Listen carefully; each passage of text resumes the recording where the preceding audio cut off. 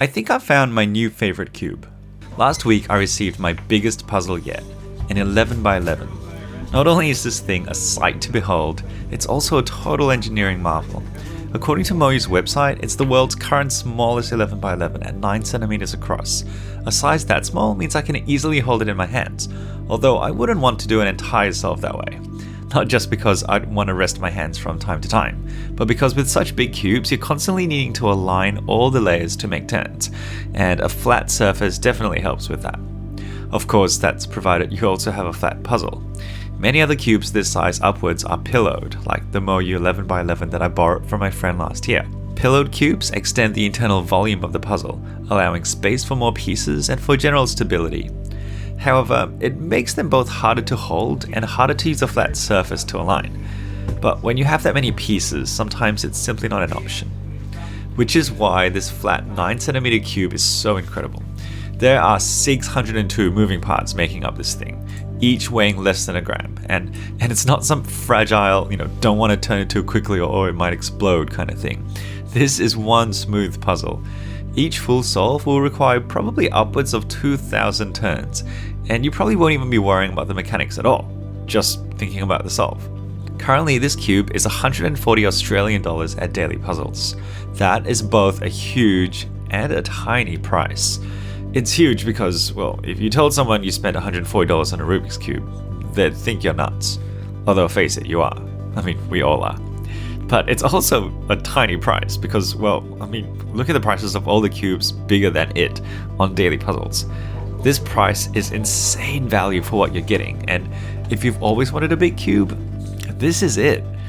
I'm not saying this because I'm getting a commission or anything. I seriously love this cube. Oh, and with the Teamman code, you're getting another $14 off.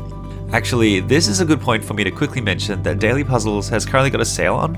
I think it's running until the end of August, and there's a whole bunch of cubes that they've reduced prices on, including like the Volk 5M and the Gun Mega Minx, which are two cubes that I've recently reviewed and that I really, really love. And the 10% off with the Teamman code still applies on top of that, which is really cool. Good time to start Christmas shopping if you ask me. Okay, time to talk about this solve. So even though this cube would definitely be the best budget big cube there is out on the market right now, there's nothing budget about how it feels to solve.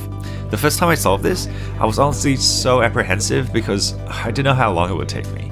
Last year when I solved my friend's pillowed 11 by 11, I had to do it in 3 sittings, and it took me a bit over 3 hours in total, not kidding.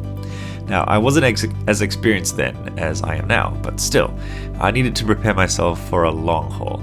And so, armed with some snacks and a drink, I put Brooklyn Nine-Nine on in the background and just went for gold.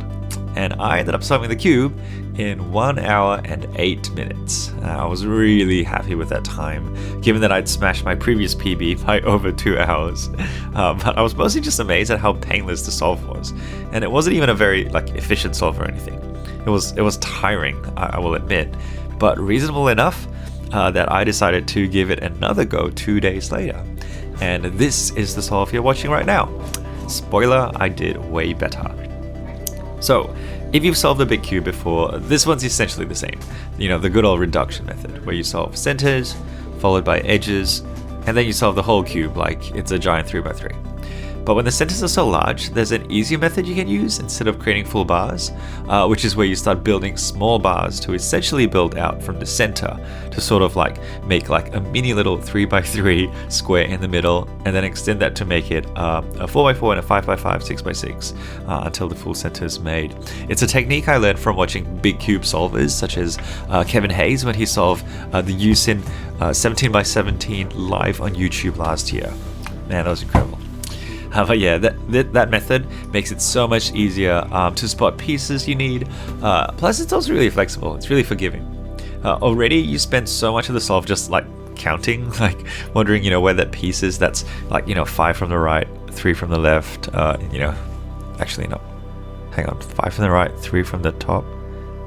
You get what I mean. What I found really interesting though were my split times for the centers. In particular, why my second center was the slowest.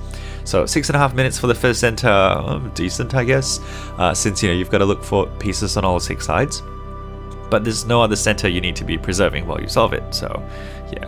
The second center though I feel like it shouldn't have taken me that long, except I guess there's still like 5 sides that I'm searching through while trying to preserve the opposite center. The third and fourth were quicker.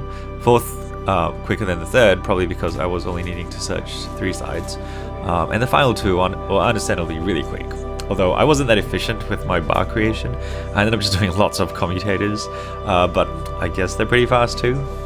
The edges were really annoying, but at least with a cube this big, you always get like multiple pieces correctly aligned in the same edge just by chance. The final 4 edges was super annoying, and I really didn't have any good strategy going into this. I lucked out a lot, but yeah, that's probably something I really could have, I really can improve in. And then a minute 40 on the 3x3 stage, which is pretty pathetic, but you know, I was trying hard not to mess it up at the very end, so I didn't want to take any risks.